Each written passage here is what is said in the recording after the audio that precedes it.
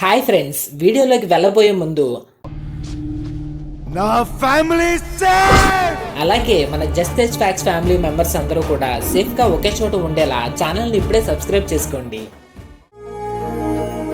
విష్ణుమూర్తికి ఉన్న 10 అవతారాల్లో 10వ అవతారమే ఈ కల్కి అవతారం.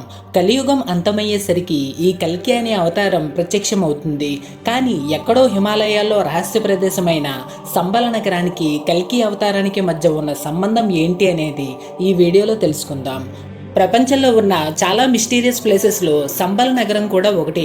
ఎందుకంటే ఈ ప్రదేశం అనేది ఎక్కడ ఉంది, ఎలా ఉంటుంది అన్న దాని గురించి ఇప్పటి వరకు ఎక్కడా ఎటువంటి ప్రూఫ్స్ అనేవి కూడా లేవు.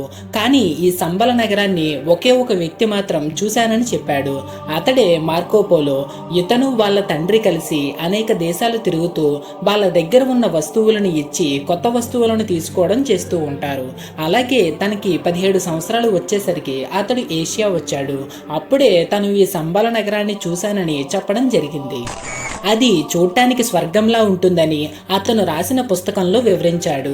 నేను చూసింది మొత్తం రాయలేకపోవచ్చు, కానీ నేను ఏం చూశానో నాకు మాత్రమే తెలుసు అని ఆ పుస్తకంలో రాశాడు.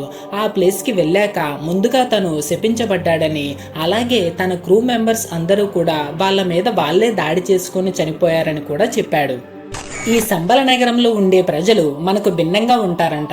ఒక్కొక్కరు 10 అడుగుల పొడుగు ఉంటారని, వాళ్ళు మనకిలాగా 50-60 సంవత్సరాలకి చనిపోరని, అక్కడ పుట్టిన వాళ్ళు 100 సంవత్సరాల పైగా బ్రతుకుతారని, అంతేకాదు అక్కడ ఉన్న వాళ్ళు ధర్మంగా సంతోషంగా జీవిస్తూ ఉంటారట.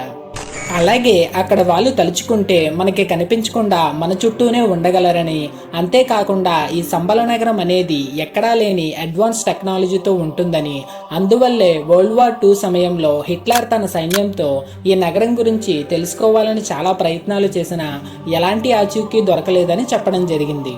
అయితే అంతటి అద్భుతమైన నగరంలో సుమతి అనే మహిళకు ఒక బాబు పుడతాడు. తన పుట్టక ముందే సుమతి భర్త అయిన విష్ణువ్యాసుడు చనిపోతాడు. ఈ బాబు పుట్టిన కొన్ని రోజులకే తన తల్లి అయిన సుమతి కూడా చనిపోతుంది. అప్పుడు పరశురాముడు ఆ బాబును ఒక గుహలోకి తీసుకువెళ్ళి అక్కడ తనకి తెలిసిన అన్ని విద్యలను నేర్పిస్తాడు. కొన్ని సంవత్సరాలకే అతడు ఈ సంబల నగరానికి రాజు అవుతాడు. అతడే కల్కి అవతారం. కలియుగం చివరి దశకి వచ్చేసరికి జనాలు అందరూ నీచంగా తయారవుతారు. అప్పుడు నీతి, నిజాయితీ, న్యాయం, ధర్మం అనేవి ఎక్కడా కనిపించవు.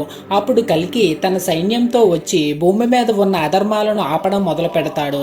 అలాగే ధర్మంగా లేని వాళ్ళని నాశనం చేయడంతో ఈ కలియుగం ముగుస్తుంది.